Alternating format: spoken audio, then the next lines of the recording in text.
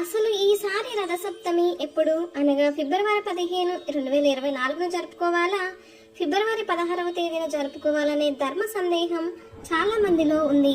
దాని గురించి ఈ వీడియోలో తెలుసుకుందాం.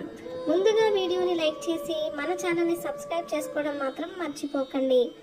ఈశ్వరుడు మార్గశిర సప్తమి రోజు సూర్యుడిని సృష్టించాడు. అందుచేత ఈ రోజు సూర్య జయంతిగా రథసప్తమిగా జరుపుకుంటారు. సూర్యుడు లేనిది మానవ కోటి లేదు. అందుకే ఆయన విశ్వాసానికి ప్రత్యక్ష దైవం అయ్యాడు. రథసప్తమి రోజు సూర్యుడిని పూజించడం ఎంతో పుణ్యప్రదం. సూర్య భగవానుడికి 12 పేర్లు ఉంటాయి. అవి మిత్ర, రవి, సూర్య, భాను, ఖగ, పూష, హిరణ్య, గర్భ, మరిచి, ఆదిత్య, సవిత, అర్క, భాస్కర అనే నామాలు ఉంటాయి. అందుకే ఆయనను ద్వాదశాత్మకుడు అని అంటారు. మాఘశుద్ధ సప్తమి రోజున మనమందరం రథసప్తమి ఎంతో భక్తి శ్రద్ధలతో జరుపుకుంటాము. ఈ రోజు అరుణోదయ వేళ చేసిన స్నాన, జప, అర్ఘ్య, ప్రధాన, తర్పణ దానాదులు అన్నీ కోటి రెట్ల పుణ్యఫలాలను, ఆయురారోగ్యాలను, సంపదలను ఇస్తుంది. రథసప్తమి అంటే సూర్య భగవానుడికి ఎంతో ఇష్టమైన రోజు. ఈ రోజు సూర్యుడి పుట్టినరోజు. సకల గుణాలు కలిగిన రేగిపండు, జిల్లేడు ఆకు శిరస్సుకు ఎంతో మేలు చేస్తాయి. జిల్లేడు ఆకుల రసాయనం జుట్టును గట్టిపరుస్తుంది, మెదడును చల్లబరుస్తుంది. అందుకే రథసప్తమి రోజు జిల్లేడు ఆకులు, రేగిపళ్ళు తలపై పెట్టుకొని స్నానం చేస్తారు. ఇలా ఈ రోజు చేస్తే మన ఒంట్లోని సకల వ్యాధులు హరించకపోతాయి. మనసు ఆహ్లాదకరంగా మారుతుంది. అంతేకాదు 7 జన్మలలోని పాపాలు ఈ రోజుతో పటాపంచలవుతాయి. అందుకే ఈ రోజు అలా చేయడం అనాదిగా వస్తున్న ఆచారం. సమస్త లోకాలకు కర్మసాక్షి సూర్య భగవానుడు. అనంత శక్తితో కూడిన కిరణాలతో లోకాలన్నిటికీ వెలుగును, తేజస్సును ప్రసాదించే జ్యోతి స్వరూపుడు. అన్ని ఐశ్వర్యాల కన్నా పరమాన్నతమైన ఆరోగ్య భాగ్యాన్ని వరప్రసాదంగా భక్తులకు అనుగ్రహించే కరుణామూర్తి. సూర్యోపాసన చేసి సూర్య శతకాన్ని రచించిన పుణ్యం చేత మయూరుడు అనే కవి కుష్టి వ్యాధి నుండి విముక్తుడయ్యాడు. ఆదిత్య హృదయాన్ని పారాయణం చేసిన ఫలితంగా శ్రీరామచంద్రమూర్తి రావణాసురుడిని సంహరించగలిగాడు. ఆధునిక విజ్ఞాన శాస్త్రం కూడా సూర్యుడి నుండి వచ్చే వేడి వలన సముద్రంలో, నదుల్లోని నీరు ఆవిరి అవుతుందని, ఆవిరి మేఘాలుగా మారి వర్షాలు కురవడం వలన సకల ప్రాణకోటి తాగడానికి మంచినీరు, పంటలు పండడానికి తగిన నీరు లభిస్తుందని చెప్తుంది. ఏ విధంగా చూసినా అఖండ భూమండలం మీద సకల ప్రాణులకు జీవనాధారుడు సూర్యుడే అని తెలుస్తుంది. మాఘశుద్ధ సప్తమి రథసప్తమిగా లోక ప్రసిద్ధి చెందిన పర్వదినం. సూర్యోపాసకులకు ఈ రోజు ఎంతో పవిత్రమైంది. దక్షిణ దిక్కున వదిలి సూర్య భగవానుడు ఉత్తర దిశకు తన ప్రయాణాన్ని మార్చుకునే రోజు ఇది. ఈ రోజు నుండి పగటి కాలం ఎక్కువగా ఉంటుంది. ఈ రోజు నుండి వేసవి ప్రారంభమైనట్టే లెక్క. మరి ఇంతటి పవిత్రమైన రోజు ఈసారి ఫిబ్రవరి 15న జరుపుకోవాలని ధర్మ సందేహం చాలా మందిలో ఉంది. దీనికి వివరణ ఇప్పుడు చూద్దాం. ఈశ్వరుడు మాఘశుద్ధ సప్తమి రోజు సూర్యుడిని సృష్టించాడు. అందువల్ల ఈ రోజు సూర్య జయంతిగా రథసప్తమిగా జరుపుకుంటారు. ఈ రోజు అరుణోదయ వేళ చేసిన స్నాన, దాన, అన్నజయ, ప్రధాన, తర్పణ దానాదులన్నీ అనేక కోటి రెట్ల పుణ్యఫలాన్ని, ఆయురారోగ్య సంపదలను ఇస్తుంది. ఈసారి రథసప్తమి ఎప్పుడో తెలియాలంటే ముందుగా మనకు సప్తమి తేదీ గురించి తెలియాలి. ఈసారి సప్తమి తేదీ అనేది ఫిబ్రవరి 15, 2024 ఉదయం 10:15 మొదలై ఫిబ్రవరి 16, 2024 8:50 ఉంటుంది. సప్తమి తేదీ తెలిసింది. దీని ప్రకారం ఎక్కువ సమయం ఫిబ్రవరి 15వ తేదీన ఉంది. అందువల్ల చాలా మంది ఫిబ్రవరి 15వ తేదీ రథసప్తమి అనుకుంటున్నారు. కానీ రథసప్తమికి అరుణోదయ వేళకు సంబంధం ఉంది. అరుణోదయ కాలం అంటే సూర్యోదయానికి 4 గడియల ముందు సమయం. అంటే 1 గడియ అంటే 24 నిమిషాలు, 4 గడియలు అంటే ఆల్మోస్ట్ 1 గంట. 36 నిమిషాల ముందు నుండి సూర్యోదయం వరకు ఉన్న కాలాన్ని అరుణోదయ కాలం అంటారు. ఈ అరుణోదయ సమయం తెలియాలంటే సూర్యోదయం తెలియాలి.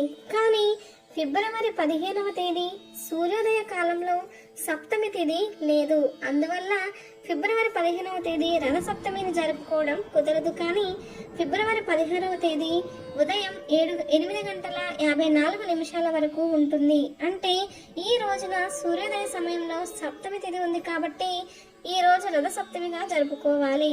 ఫిబ్రవరి 16వ తేదీ సూర్యోదయ సమయం వచ్చి ఉదయం 6 గంటల 33 నిమిషాలకు సూర్యోదయం అవుతుంది. దాని ప్రకారం అరుణోదయ సమయం వచ్చి ఫిబ్రవరి 16న తెల్లవారుజామున 4 గంటల 54 నిమిషాల నుండి ఉదయం సమయం 6 గంటల 30 నిమిషాల వరకు ఉంటుంది. అంటే మొత్తం కాలం 1 గంట 39 నిమిషాలు ఉంటుంది. రథ సప్తమికి అరుణోదయ కాలం ఎంతో ముఖ్యమైనది. ఈ అరుణోదయ కాలంలో స్నానాదులు చేస్తే పుణ్యఫలంతో పాటు జన్మజన్మల పాపాలు పోతాయి. ఈ రోజు అరుణోదయ కాలంలో 7 జిల్లేడు ఆకులు, 7 రేగిపళ్ళు తలభుజాలపై తదితర ప్రదేశాల్లో ఉంచి తలస్నానం చేస్తే 7 జన్మల పాపాలు దరిద్రాలు తొలగిపోతాయి.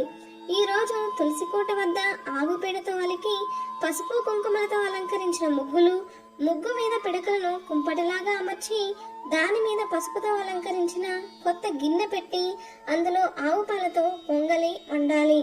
ఈ క్రమంలో పొంగలి వండిన తర్వాత చిక్కుడు గింజలను రథాకారంలో కూర్చి తులసి కోట ముందు వేసిన ముగ్గు రథాన్ని ఉంచి ఆ రథం మీద సూర్యదేవుని ఆవాహన చేసి రథం ముందు 15 చిక్కుడు ఆకులు పరిచి వాటిల్లో పొంగలి పెట్టి 5 ఆకులు అన్ని దేవుడికి, 5 ఆకులు తులసీమాతకు, 5 ఆకులు సూర్యదేవునికి నైవేద్యంగా పెట్టాలి. ఆదిత్య సంబంధమైన స్తోత్రాలు, అష్టకాలు పారాయణ చేయాలి. సమాంతరంగా స్వాగతం, ఉపచారాలతో ఆదిత్యులకు అర్చనలు చేయాలి. ఈ పూజల్లో అనేక ప్రాంత ఆచార భేదాలు కనిపిస్తాయి. కొందరు 7-9 ఆకుల్లో నివేదన చేస్తారు. కొన్ని ప్రాంతాల్లో వేకువజామునే నిద్రలేచి దగ్గరలో ఉన్న నది లేదా చెరువుకు వెళ్ళి చెరుకు గడతో అందులోని నీటిని కలిపి ఆ తర్వాత శాస్త్రంగా స్నానం చేస్తారు. మరికొన్ని ఆచారాల్లో ఇంటి వద్దనే స్నానం చేసి దీపాన్ని వెలిగించి ఆ దీపాన్ని వెండి, బంగారం లేదా రాగి పాత్రలో ఉంచి ఆ పాత్రను శిరస్సుపై పెట్టుకొని నదికి వెళ్తారు. దీపాన్ని నీటిలో వదులుతారు. ధర్మసింధు ప్రకారం రథ సప్తమికి ముందు రోజు అంటే షష్ఠి రోజున ఉపవాసం ఉండి మరునాడు శాస్త్రోక్త రీతిలో స్నానం చేసి సప్తమి వ్రతం చేస్తే 7 జన్మల పాపం నశిస్తుంది. రథ సప్తమి వ్రతాన్ని చేయడం వలన శారీరక రోగాలతో పాటు గత జన్మలోని పాపాలు కూడా నశిస్తాయని వ్రత చూడమని చెప్తుంది. మనస్ఫూర్తిగా సూర్య ఆరాధన వల్ల శారీరక రోగాలు నశించి ఉత్తమమైన ఆరోగ్యం కలుగుతుందని చెప్తుంది. జాతక దోషాలు, సూర్యగ్రహ దోషం ఉన్నవారు, నేత్ర దంత ఉష్ణ దోషాలు ఉన్నవారు కెంపు, మాణిక్యం అంటే ఎర్ర రత్నాలు, ఎర్రని పుష్పాలతో సూర్యదేవుని పూజించి యథాశక్తి సూర్యదేవుని బంగారు, వెండి ప్రతిమను దానం చేయాలి. ఫలితంగా సకల దోషాలు నివారించబడతాయి. ఈ రోజు జిల్లేడు ఆకులు, బలరీ ఫలాలు అంటే రేగిపళ్ళు, గరికపాతలు, చందనంతో చేసిన అక్షింతలు తీసుకొని సాముద్రికంగా సూర్య భగవానికి అర్చన చేయాలి. ఆ తర్వాత నువ్వుల పిండితో చేసిన అప్పాలను నివేదన చేయాలని, అనంతరం శక్తిని అనుసరించే బ్రాహ్మణులకు దానాలు ఇవ్వాలని నిర్ణయ సింధువు చెప్తుంది. రథసప్తమి కేవలం పర్వదినం మాత్రమే కాదు, అనంతమైన కాలగమనంలో జరిగే ఖగోళంలోని మార్పులకు సంకేతం. గ్రహ గమనాలు ప్రత్యేకించి సూర్యగమనం మారుతుందని, ఇందుకు అనుగుణంగా జీవన విధానాన్ని మార్పు చేసుకోవాలని అనే సందేహాన్ని రథసప్తమి తెలియజేస్తుంది. ఈ రోజు సూర్య ఆరాధన చేసేవారు ప్రతి ఆదివారం తప్పనిసరిగా కొన్ని నియమాలు పాటించాలి. అవి ఏమిటంటే మద్యపానం, తైల సంస్కారం విడిచిపెట్టాలి, అసత్యం పలకకూడదు, కోపం పనికిరాదు, మంచం మీద శయనించకూడదు, బ్రాహ్మణ, గో, మనుష్య, దేవత నింద చేయకూడదు, పరుల ఇంటికి వెళ్ళకూడదు. సూర్యోపాసన చేసిన రోజు, ప్రత్యేకించి ఆదివారం రోజు సూర్యోదయానికి పూర్వమే నిద్రలేచి కాలకృత్యాలు తీర్చుకొని ప్రవాహాలు లేదా చెరువులో, నదులలో స్నానం చేయాలి. అనంతరం పరిశుభ్రమైన వస్త్రాలు ధరించి తిలకం ధరించాలి. సదాచారం పాటించాలి. పూజ, జపం, ప్రదక్షిణాలు, నమస్కారం, స్తోత్ర పారాయణం ఈ 6 విధాలుగా సూర్యుడిని ఆరాధించాలి. పూజ మధ్యలో లేచి వెళ్ళకూడదు. పూజ ప్రారంభం నుండి చివరి వరకు ఎవరితో మాట్లాడకూడదు. అన్ని మనస్కులై ఉండకూడదు. పూజ మధ్యలో ఆవలింపు, తుమ్ము, ఆపాన వాయువు వస్తే ఆచమనం చేసి 3 సార్లు గోవిందనామం స్మరించాలి. మాఘ స్నానం పవిత్ర స్నానంగా భావిస్తారు. పాపాలన్నీ తొలగిపోవడం కోసం నదీ స్నానాలు చేయడం మాఘమాసం సంప్రదాయం.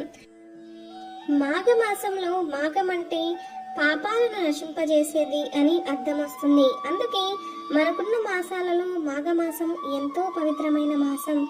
ఈ మాసంలో ముఖ్యంగా సూర్యుడు మకర రాశిలోనికి ప్రవేశించినప్పటి నుండి ఉదయకాలపు స్నానాలు చేయడం ఒక అలవాటుగా ఉంది. మాఘమాసంలో ఎవరికి వారు వీలును బట్టి నది, చెరువు, మడుగు, కొలను, బావి, చివరకు చిన్న నీటి గుంటలోనైనా స్నానం చేస్తే ప్రయాగలో స్నానం చేసినంత పుణ్యఫలం దక్కుతుంది. చలికి భయపడక ఉదయాన్నే నది స్నానం చేయడం ఎంతో మంచిది.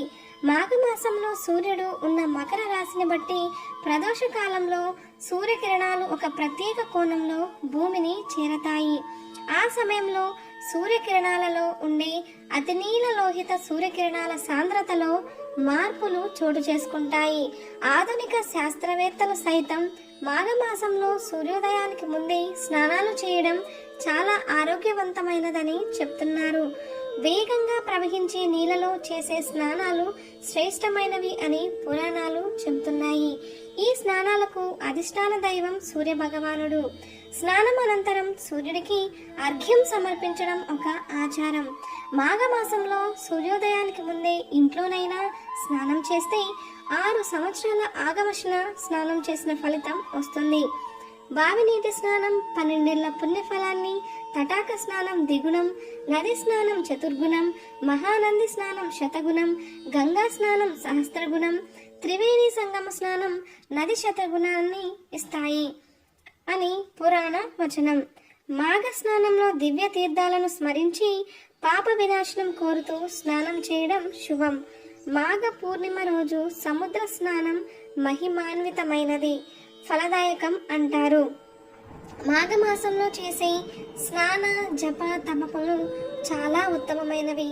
ఈ మాసంలో స్నానం చేసేటప్పుడు ఈ మంత్రాన్ని జపించి స్నానం చేస్తే జన్మ జన్మల దరిద్రం పాపాలు పటాపంచలవుతాయి. ఇంట్లో అయినా ఈ మంత్రం చదివి ఈ మాసంలో స్నానం చేస్తే సకల పాపాలు అగ్నిలో పడిన దూది మాదిరి నశిస్తాయని పురాణ వచనం.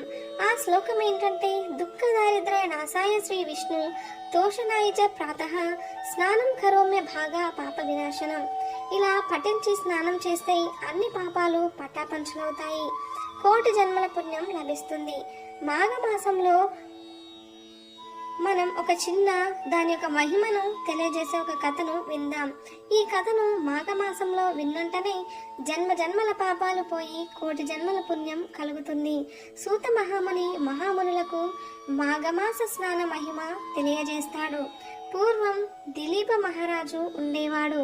దిలీప మహారాజు ఎన్నో యాగాలు చేసిన పుణ్యాత్ములు, ఉత్తముడైన ప్రజాపాలకుడు. ఇతను ఒకసారి వేటకు వెళ్తాడు. అనేక మృగాలను వేటాడి అలసిపోయి ఒకసారి విశ్రాంతి తీసుకుంటాడు. సరస్సు ఎంతో మనోహరంగా ఉంటుంది. తర్వాత ఆ ప్రదేశం నుండి తన రాజ్యానికి పోతుండగా ఒక బ్రాహ్మణుడు మహారాజుకి కనిపించి ఆ బ్రాహ్మణుడు రాజుతో ఇలా అన్నాడు, మహారాజా, పరమ పవిత్రమైన మాఘమాసమున ఈ సుందరమైన సరస్సులో స్నానం చేయకుండా పోతున్నావా? మాఘమాసంలో చేసే నది స్నానం ఎంతో పుణ్యమని తెలియదా అని ప్రశ్నించాడు. దానికి దిలీప మహారాజు మాఘమాసం స్నానం మహిమ గురించి చెప్పమని వేడుకున్నాడు. దానికి బ్రాహ్మణుడు ఇలా అన్నాడు, మీకు తక్షణం మీ సరస్సులో స్నానం చేసి రాజ్యానికి వెళ్ళాక మాఘ స్నానం మహిమ గురించి వశిష్ఠ మహాముని వద్ద తెలుసుకోమని చెప్పి తన దారిన తను వెళ్ళిపోయాడు. వెంటనే దిలీప మహారాజు మాఘ స్నానం మహిమ తెలుసుకోవాలని కులగురువు అయిన వశిష్ఠ మహాముని ఆశ్రమానికి వెళ్ళాడు. గురువును దర్శించి నమస్కరించి మాకు స్నానం మహిమ తెలపమని కోరాడు. వశిష్ఠ మహాముని దిలీప మహారాజుని ఆశీర్వదించి, నాయన, మాఘమాసం ఎంతో విశిష్టమైనది. మాఘమాసం శివకేశవులకు చాలా ఇష్టమైన మాసం. పూర్వం ఒకప్పుడు భయంకరమైన కరువు వచ్చింది. దీనివల్ల సామాన్య జనులు, ప్రభువులు, పశువులు, పక్షులు ఎంతో బాధపడ్డాయి. అందులో భృగు మహర్షి కూడా ఉన్నాడు. అతను ఆ ప్రాంతాన్ని విడిచిపెట్టుకోవడం ఇష్టం లేకపోయినా కైలాస పర్వతానికి చేరి తనకు నచ్చిన ప్రదేశం నందు ఆశ్రమం నిర్మించుకొని తపస్సు ఆచరించసాగాడు. పవిత్ర మనోహరమైన ఆ దివ్య ప్రదేశానికి గాంధర్వులు, యక్షులు, కిన్నెరలు, దేవజాతుల వారు అక్కడ విహరించి ఉత్సాహం పొందుతూ ఉన్నారు. ఒకరోజు ఒక గంధర్వుడు వారితో వారి ప్రదేశానికి వచ్చాడు. అతను భృగు మహర్షికి నమస్కరించాడు. భృగు మహర్షి అతన్ని చూశాడు. అతని శరీరం చూడడానికి ఎంతో అందంగా ఉంది, కానీ ముఖం మాత్రం పులిలాగా ఉంది. అందువల్ల అతను శరీరం అందంగా ఉన్న ముఖం కారణంగా విచిత్రంగాను భయంకరంగాను కనిపిస్తున్నాడు. అతను భృగు మహర్షికి నమస్కరించి తర్వాత ఇలా అన్నాడు: మునీశ్వర, నాకు భోగభాగ్యములు అన్నీ ఉన్నాయి. నా భార్య కూడా ఎంతో అందంగా ఉంటుంది. నేను గంధర్వుడిని. మానవుల కంటే దివ్యశక్తులున్నాయి, కానీ భయంకరమైన వికారమైన ఈ పులి రూపం నాకు బాధాకరంగా ఉంటుంది. దీనిని పోగొట్టుకోవడం ఎలాగో తెలియడం లేదు. ఈ వికారమైన భయంకరమైన ముఖం పోవడానికి ఏదైనా ఉపాయం తెలియజేయగలరా? ఈ ముఖం వలన నాకు ఎన్నో భోగాలు ఉన్నా సంతోషం లేకుండా పోయింది అని అన్నాడు. భృగు మహర్షి గంధర్వ పరిస్థితికి జాలిపడి అతనికి సాయం చేయాలని అనుకొని, నాయన, గత జన్మలో చేసిన పాపాల వలన ప్రస్తుతం మీకు ఈ దుస్థితి కలిగింది. పాపము, దురదృష్టము, పేదరికము ఈ మూడు కూడా ఒక వ్యక్తిని బాధిస్తాయి. వాటిని పోగొట్టుకోవాలంటే తీర్థక్షేత్రముల యందు దేవ పూజ చేసుకోవాలి. ఇలాంటి కార్యాలన్నీ మాఘమాసంలో చేయడం చాలా ముఖ్యమైనవి. ఈ నెలలో చేసిన స్నానము, దానము అనేక రకముల పాపాలను పోగొట్టి శుభమును వెంటనే కలిగిస్తుంది. అన్ని పుణ్య నదుల్లో స్నానం చేసిన ఫలితం మాఘమాసంలో నదిలో కానీ, సముద్రంలో కానీ, కాలువలో కానీ, సెలయేరులో కానీ స్నానం చేసినా వచ్చును. మీ అదృష్టం వలన ఈ రోజు నుంచి మాఘమాసం ప్రారంభమవుతుంది. కాబట్టి నీ భార్యతో పాటు ప్రతిదినము ప్రాతకాలమే స్నానం చేసి ఇష్టదేవత పూజ చేయుము అని భృగు మహర్షి ఆ గంధర్వుడికి చెప్పాడు.